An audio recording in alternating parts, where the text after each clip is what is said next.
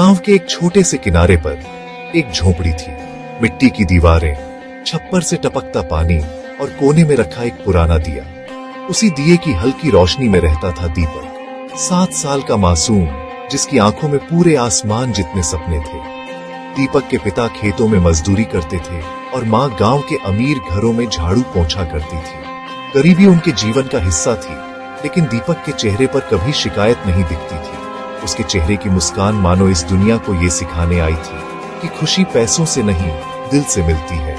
हर सुबह सूरज की पहली किरण के साथ दीपक उठता, अपने फटे पुराने कपड़ों को झाड़ता और माँ से कहता, माँ, मैं स्कूल जा रहा हूँ। आज मास्टर जी ने कहा है, जो सही सही कविता सुनाएगा उसे लाल सितारा मिलेगा।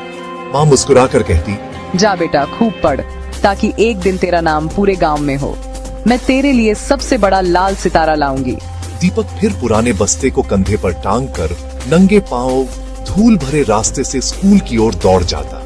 रास्ते में कई बार गांव के बच्चे उसका मजाक उड़ाते। अरे दीपक, तेरे कपड़े तो फटे हैं, जूते कहाँ हैं?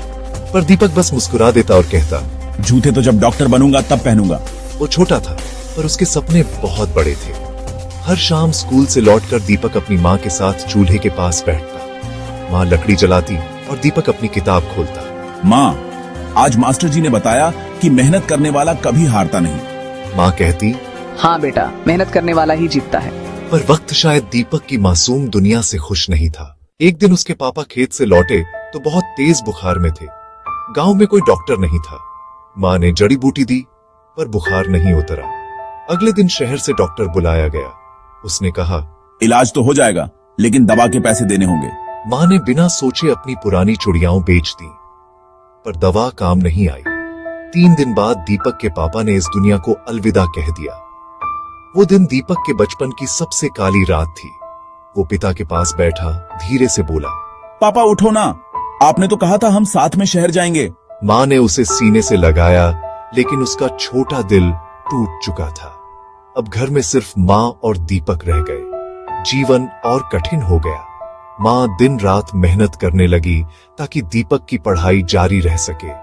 दीपक भी हर दिन पहले से ज्यादा मेहनत करता। वो चाहता था कि पापा की कमी को अपनी पढ़ाई से पूरा करे। लेकिन धीरे धीरे माँ की तबीयत भी खराब रहने लगी। उसे खांसी लग गई, जो हर रात और बढ़ती जाती। दीपक डर जाता और कहता, माँ, तुम ठीक हो ना? मैं डॉक्टर को बुला दूं? माँ मुस्कुराती और कहती, नहीं बेटा, बस थोड़ी थकान है। दीपक अब पहले जैसा निश्चिंत बच्चा नहीं रहा। वो माँ की दवा लाने के लिए कभी लकड़ियां बीनता, कभी खेतों में छोटे मोटे काम करता। उसके छोटे हाथों में छाले पड़ जाते, पर वो शिकायत नहीं करता। वो बस कहता, माँ, जब मैं बड़ा हो जाऊंगा तो तुम्हें काम नहीं करने दूंगा। तुम्हारे लिए बड़ा घर बनाऊंगा। माँ की आंखों में आंसू आ जाते। वो सोचती है, काश मेरे दीपक का बचपन ऐसे कामों में न बीतता। फिर आया वो दिन जिसने सब कुछ बदल दिया। सर्दी बहुत तेज थी।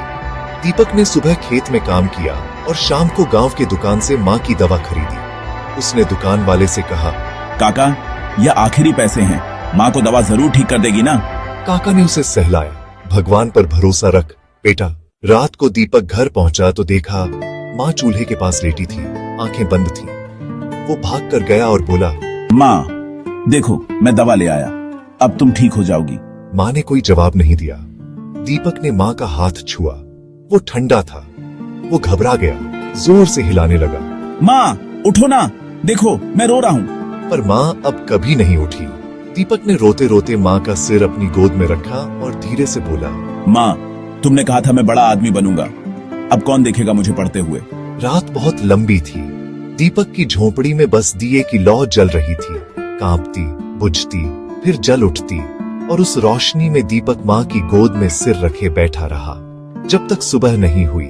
सुबह गांव के लोग जब वहां पहुंचे तो उन्होंने देखा दीपक अब सो गया था, हमेशा के लिए।